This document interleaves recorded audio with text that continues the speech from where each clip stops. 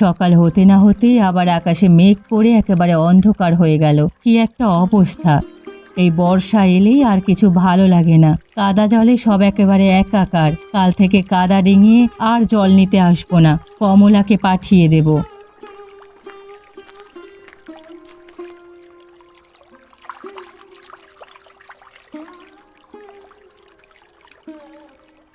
বাবা, বড়লোক বাড়ির বউরাও এখন এই পুকুর ঘাটে এসে জল নেয় বুঝি? বাড়িতে কি ঝি চাকরের অভাব পড়েছে? আমাকে বললে 2-4টে পাঠিয়ে দেবো আমার বাড়ি থেকে। 2-4টে আমার জন্য না পাঠিয়ে আপনার কাজে লাগালেই তো আপনাকে আর এই পুকুর ঘাটে জল নিতে আসতে হতো না কাকিমা। যেমন বাড়ির লোকজন তেমন হয়েছে বাড়ির বড় ছেলের বউ। একেবারে খাপে খাপ। কথায় আছে না, যেমন হাঁড়ি তেমন ঢাকনা। হাঁড়ির সাথে যদি ঢাকনা না মেলাতে পারেন তবে রান্না করবেন কি করে কাকিমা? সুতরাং রান্না করতে হলে তো হাঁড়ির মাপেই ঢাকনা লাগবে। সেসব বাদ দিন, এখন কেমন আছেন তাই বলুন।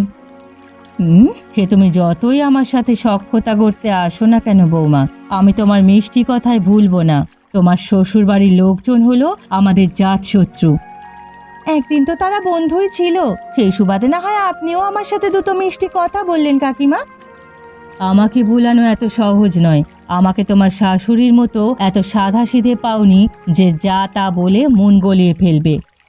আপনি তো আমার শাশুড়ি মায়ের মতোই, আপনাকে কিন্তু আমার শাশুড়ি মায়ের মতোই সম্মান করি। না, এই মেয়ে ছেলের সঙ্গে কথা বলে পারা যাবে না। তোমার গা জ্বালানো এসব রং ঢঙের কথা শুনতে আমার ভালো লাগছে না। তার থেকে আমি বাড়িই যাই।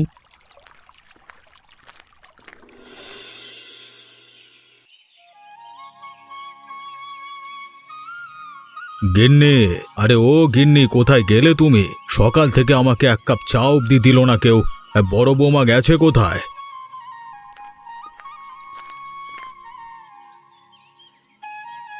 এই নাও তোমার চা। বড় বৌমা তো পুকুর ঘাটে গেছে রান্নার জল আনতে। সে কি, বাড়িতে তো এত চাকর বাকর থাকবার পরেও বৌমা কেন গেল জল আনতে? তোমার ছেলের বউ ইচ্ছে করে গিয়েছে, তার নাকি কাজ করতে ভালো লাগে। সংসারে বসে অপরকে হুকুমদারি করতে তার ভালো লাগে না। সত্যি গিন্নি, বলতে হবে আমার বড় খোকার বউটা একেবারে হিরে পেয়েছি।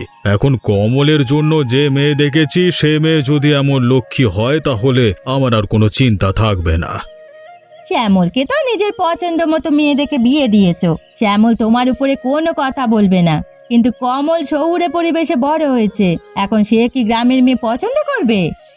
না করলে ওর বাবা কি করতে পারে সেটা তোর ভালো করেই জানে। আমার পছন্দের অমতে বিয়ে করলে এই বাড়িতে থাকা চলবে না। সারা জীবন বউ নিয়ে ভাড়া বাড়িতেই কাটাতে হবে। হ্যাঁ গো, মেয়ের ছবি তো পাঠালে আর 6 দিন হয়ে গেল, কিন্তু কমল তো এখনো চিঠির কোনো উত্তরই দিল না। দেবে দেবে, হয়তো গ্রামে চিঠি আসতে সময় লাগছে। শহর থেকে একটা চিঠি এখানে এসে পৌঁছাবে, তবেই তো আমরা পাবো।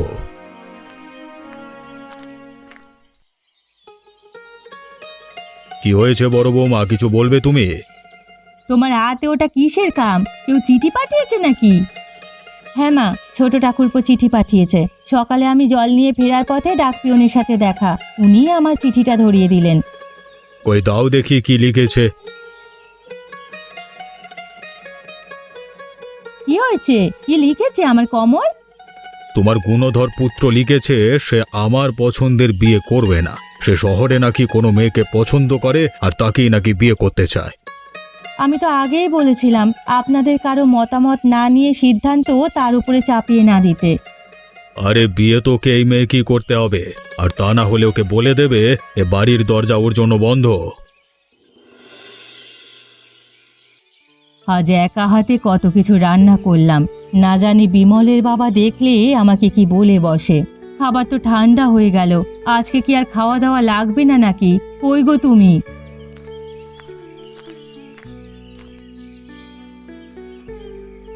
হায় হায়, এটা তুমি কি করছো গিন্নি? এত খাবার তুমি কেন রান্না করেছো? এই রে গলা, এই খাবার দিয়ে আমাদের সামনে 1 মাস কেটে যেত। চুপ করো, তোমার মতো কিপটে আমি জীবনেও দেখিনি বাপু। লোকে সব কিছুতে কিপটেমি করলেও খাবার বেলায় করে না, আর এই মিনসের দেখে সব কিছুতেই কিপটেমি।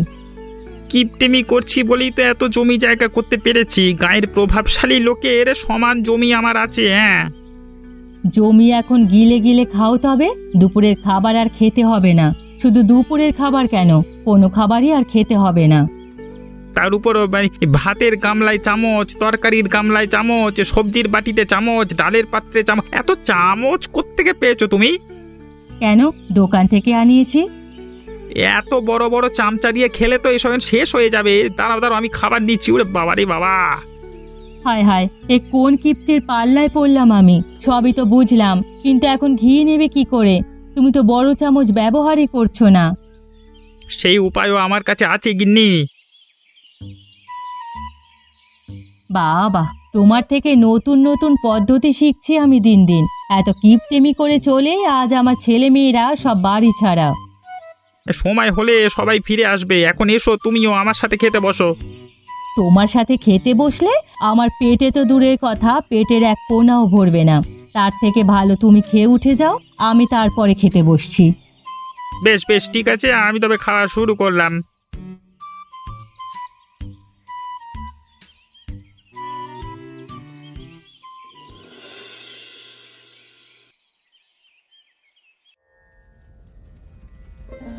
ছেলেটা আমার এখন বিপদে ফেলে দিল। এখন ওর বাবার মান ভাঙায় কি করে বলো দেখি বড় বৌমা? এত খুঁজে খুঁজে ওর বাবা ওর জন্য মেয়ে দেখলো, আর সে কিনা মুখের ওপরে না বলে দিল। ঠাকুরপো ছোটবেলা থেকে শহরে বড় হয়েছে, এভাবে সরাসরি না বলে ভালোই করেছে। না হলে পরে না বললে বাবা আরো রাগ করতেন। ওদের বাবা ছেলে যুদ্ধের মাঝে আমি সব সময় ফেঁসে যাই। ছেলে কি আমার একার নাকি যে আমার কথাই কেবল শুনতে হয়? দুদিন যেতে দিন, দেখবেন সব ঠিক হয়ে যাবে। আর তাছাড়া ঠাকুরপো যেহেতু নিজে মেয়ে পছন্দ করেছে, তাহলে তাকে আর অন্য মেয়ে দেখানো ঠিক হবে না। শুধু কি মেয়ে পছন্দ করলেই হবে নাকি? সেই মেয়ে এবারে যোগ্য কিনা সেটাও তো দেখতে হবে। আর তাছাড়া আমাদের বউয়ের কুদ ধরার জন্য তো রমা আছেই। ওদের কথা বাদ দিন না মা, আমরা যতই ভালো করি না কেন আমাদের পেছনে লাগবেই। জয়া মা, ও জয়া মা, কোথায় গেলি তুই? আরে গয়া পিসি যে, কেমন আছো তুমি? কতদিন বাদে এদিকে এলে, বসো বসো। এদিকে আসার সময় পাইনি রে মা, না হলে এই গয়া তোর কাছে আসেনি। এমন দিন গিয়েছে কখনো? তোমার আবার এত ব্যস্ততার কি হলো গো দিদি? বর্ষার সময় এলেই যে সব অনুষ্ঠান বাড়িতে আমার ডাক পড়ে কচু চিংড়ির পদ রান্না করার জন্য। তোমার হাতের কচু চিংড়ি আমার খাওয়ার খুব ইচ্ছে গো পিসি। তোর বউ ভাতের দিনই তো রান্না করেছিলাম কচু চিংড়ি, খাসনি তখন? তখন আমি নতুন বউ ছিলাম, চেয়ে খেতে লজ্জা করে না বুঝি? তোমরা গল্প করো, আমি যাই গিয়ে দেখি তোমার শ্বশুর মশাই কি করছেন। ঠিক আছে মা, যান।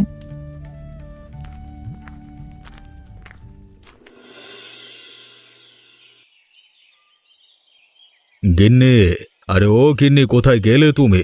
আমাকে এক কাপ চা করে দেবে গো।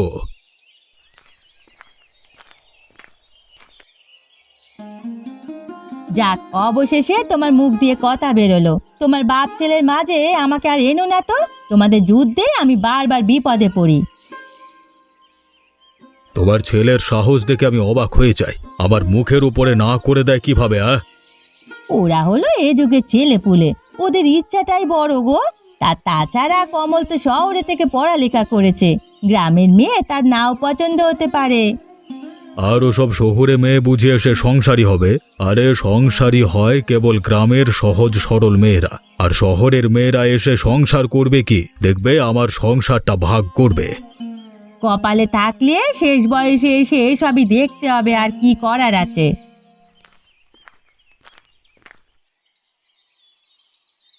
বাবা, কমল ঠাকুরপো চিঠি পাঠিয়েছে, সকালবেলা ডাক পিয়ন এসে দিয়ে গেছে। কাজে কামে আমি দিতে ভুলে গিয়েছিলাম, এই নিন। কি লিখেছে গো কমল? বাড়িতে আসবে নাকি? তোমার গুণধর ছেলে বিয়ে করে ফেলেছে, আমাদেরকে না জানিয়ে সে রেজিস্ট্রি করে ফেলেছে। এখন আবার বলে কি না নতুন বউ নিয়ে এখানে আসবে। এটা তো খুশির খবর, নতুন বউয়ের আগমনের আয়োজন করতে হবে তাহলে। ওরা এলে বলে দিও অতিথির মতো যেমন আসছে ঠিক অতিথির মতোই বেরিয়ে যেন আবার ফিরে যায়। তুমি কি বলছো? এতদিন বাদে আমার ছেলেটার বউ নিয়ে আসবে, আর ওকে কিনা চলে যেতে বলবো? বেশ, তবে আমি চলে যাব, তোমরাই থেকো।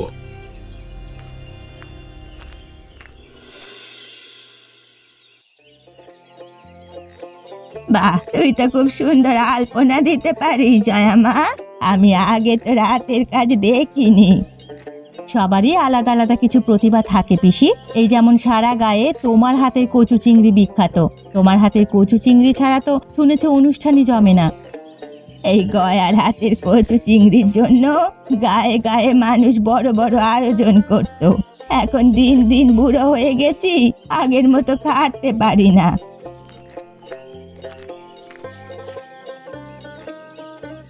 জগা, মদন, কোথায় গেলি হতচ্ছাড়ার দল? বলি সেই কোন সকালে ধান দুব্বা এনে দিতে বলেছি, এখনো এলো না।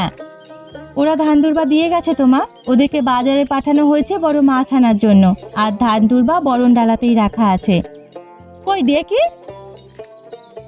আরে তাই তো, আমার মাথাটাও একেবারে গেছি। এত দিকে একা সামলে কি পারা যায়? তুই এত ব্যস্ত হোস না হরিমতি, ছেলের মায়ের অনেক দায়িত্ব।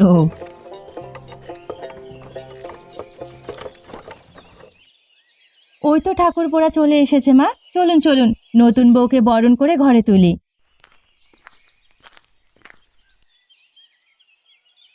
কেমন আছো তোমরা বৌদি? মা বাবা কোথায়? ভালো থাকতে দিয়েছিস আমাদেরকে? তোর বাবা তার ঘরেই আছেন, রেগে আছেন। বৌমাকে নিয়ে গিয়ে আশীর্বাদ নিয়ে আসবি। সে যাবে খন, আগে নতুন বউকে বরণ করে ঘরে তুলুন মা। কতটা পথ পাড়ি দিয়ে এসেছে।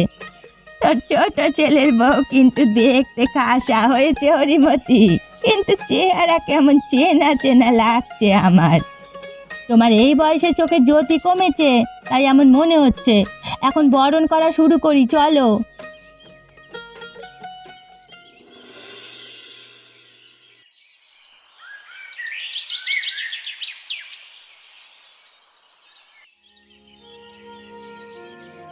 দেখি দেখি, কাল থেকে সবাই নতুন বউ নিয়ে ব্যস্ত। আমার যে সকালে জল খাবারের সময় হয়েছে সে খেয়াল কারো নেই নাকি? এদিকে আমার ওষুধটা অবধি কেউ দিয়ে গেল না।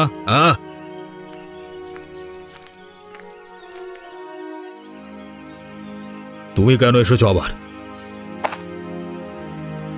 বাবার কাছে তার মেয়ে আসবে না তো কে আসবে শুনি? আপনার সকাল থেকে ওষুধ খাওয়া হয়নি, আর দেরি করে খাবার খেলে তো আপনার বিপি বাড়বে। বাবা, ভালো প্রশিক্ষণ নিয়ে এসেছো দেখছি। তো এসব কোত্থেকে শিখিয়ে দিয়েছে তোমাকে? বাবার সাথে মেয়ের কথা বলতে কাউকে কিছু শিখিয়ে দিতে হয় না বাবা। আর আজ থেকে আপনার দুই ছেলের বউ, আপনার দুই মেয়ে। তাহলে আপনার মেয়েরা আপনার খেয়াল রাখবে না তো কে রাখবে শুনি? ওসব কথা বলে আমার মন ভোলাতে পারবে না। আমি তোমাদের উপর রাগ করে আছি। সে আপনি রাগ করতেই পারেন, কিন্তু মেয়ের সাথে রাগ করে থাকাটা কি ভালো দেখায় বলুন তো? মেয়ের সাথে কি বাবা কখনো রাগ করে থাকতে পারে?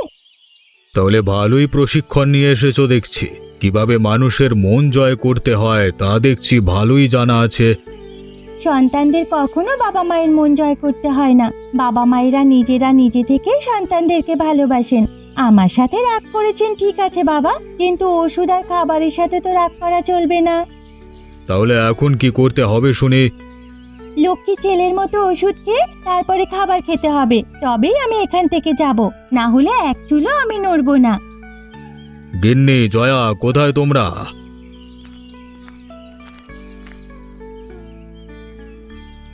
কি হয়েছে? তুমি এমন চেঁচিয়ে ডাকলে কেন আমায়? নায়েবকে দিয়ে কমলের বউ ভাতের জন্য গায়ের সকলকে নিমন্ত্রণ করতে বলো। নায়েবকে আমার ঘরে পাঠিয়ে দাও দেখি। ঠিক আছে, আমি পাঠিয়ে দিচ্ছি। তুমি আমার সাথে এসো ছোট বৌমা। তাড়াতাড়ি খেয়ে নিন বাবা, প্লেটে যেন একটুও খাবার অবশিষ্ট না থাকে। আমি আবার এসে দেখে যাব কিন্তু। চলুন মা।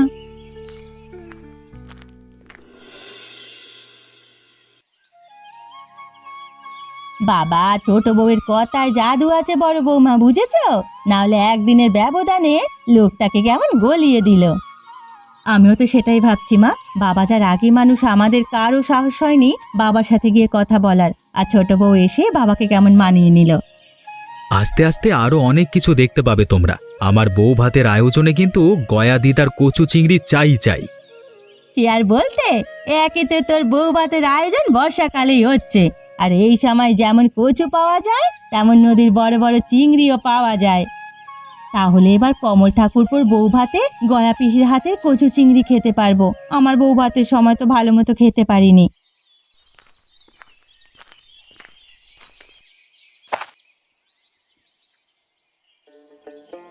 বাবা বাবা, বাড়ি আসতে না আসতেই দেখছি একেবারে সংসারের গিন্নি হয়ে গেছো। হ্যাঁ, এখন তো এটা আমারও সংসার, সুতরাং সবার সাথে হাত মিলিয়ে আমাকেও সব কাজ করতে হবে।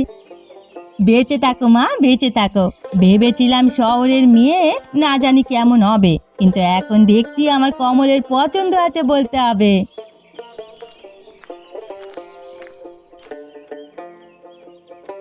সকলকে কি বউ ভাতের জন্য নেমন্তন্ন করা হয়েছে গিন্নি? হ্যাঁ হ্যাঁ, আমি নায়েব মশাইকে সারা গায়ে নেমন্তন্ন করে আসতে বলেছি, একটা ঘরও যেন বাদ না যায় বলে দিয়েছি। কিন্তু মা, আমাদের বাড়ির ঈশান কোণে যে পাকা বাড়িটা আছে, ওই বাড়িতে তো নেমন্তন্ন করলেন না। ওরা হলো আমার জাত শত্রু, ওদেরকে এ বাড়িতে কখনো কোনো আয়োজনে ডাকবো না আমি। নিজের ভালো ব্যবহার দিয়ে শত্রুকেও বন্ধু বানানো যায় বাবা। শুনেছি এক সময় তো খুব ভালো সম্পর্ক ছিল আপনাদের। হ্যাঁ, তারা দুজনে এই গায়ে সবচেয়ে কাছের বন্ধু ছিল। জমি নিয়ে বিরোধ শুরু হতেই তাদের সম্পর্ক শেষ। আমি বলি কি বাবা, রাগ করে আর কতদিন? নিজে থেকে বন্ধুত্বের হাত বাড়িয়ে দিন, এতে আপনি উপরে থাকবেন। বেশ, তবে ও বাড়িতেও খবর পাঠাও। কদিন ধরে সুপারি নেই, সুপারি বাদে কি পান খাওয়া যায় নাকি? অত চারা গোপালকে কত করে বললাম এ পথে যাওয়ার সময় আমায় কটা সুপারি এনে দিস, তা দিল না। ভেবেছে বুড়ি টাকা দেবে না।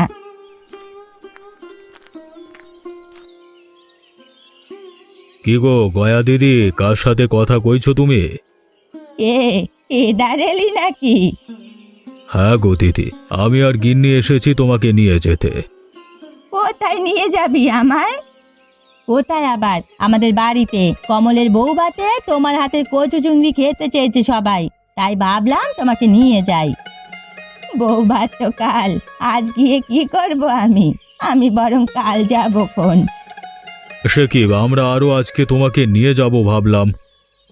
দিন দিন বয়স হচ্ছে, এসব হই হুল্লোড় আমার আর ভালো লাগে না। তোরা বাড়ি যা, আমি কাল সকাল সকাল ঠিক আসবো। সারা গায়ে খবর উঠে গেছে তোমার হাতের বিখ্যাত কচু চিংড়ি হবে, না হলে কিন্তু আমার মান সম্মান থাকবে না। এই গয়া একবার কথা দিলে সে কথা আর বলে না। তোরা কোনো চিন্তা করিস না, নিশ্চিন্ত মনে ফিরে যা, আমি কাল সময় মতো চলে যাব। ঠিক আছে, আমরা এখন আসি তাহলে।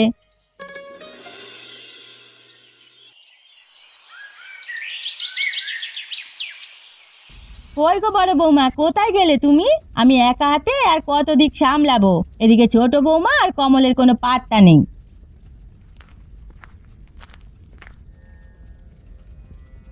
কি হয়েছে মা, আমাকে ডাকছেন কেন? কোথায় থাকো তোমরা? কাজের সময় কাউকে খুঁজে পাই না। কমলা ছোট বৌমা কোথায় গেছে? ওরা তো গয়া পিসিকে আনতে গেছে। ছোট বায়না করলো গয়া পিসিকে আনতে যাবে, তাই ঠাকুরপো ছোটকে নিয়ে গয়া পিসির বাড়িতে গেছে। আজকে ওদের বউ ভাত, আজকের দিনে বাইরে না বেরোলেই পারতো।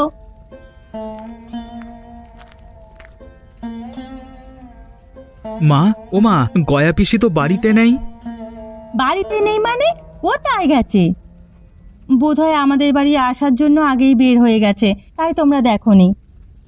আগে বের হলে তো আমাদের বাড়িতে এসে পৌঁছে যেত দিদি, কিন্তু পিসিকে কোথাও দেখলাম না।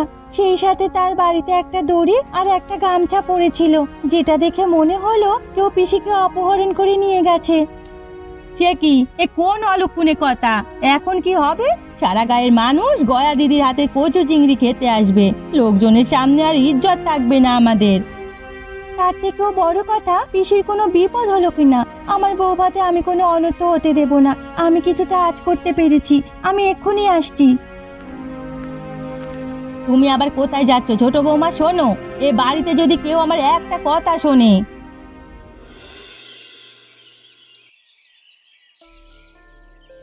কি ব্যাপার কেদার রায়, আজ কেমন চিন্তিত দেখাচ্ছে তোকে? তোর নতুন বউকে তো এখনো দেখলাম না। আমাদের আশীর্বাদ দিয়ে তাকে ডেকে দে। আসতে না আসতে আমাদের মান ইজ্জত নিয়ে পড়েছে, এখন নতুন বউকে দেখাবো কি করে? আর আজকে যে সবার জন্য গয়া বুড়ির কচু চিংড়ির রান্না হয়েছে, সেটা কোথায়? সব তরকারি পাতে এলেও কচু চিংড়ির পদ তো এখনো এলো না। সব পাবেন কাকিমা, সবুর করে খেতে থাকুন, সব চলে আসবে। মা, আমরা এখন কি করব? ছোট বউ এভাবে কাউকে কিছু না জানিয়ে গেল কোথায়?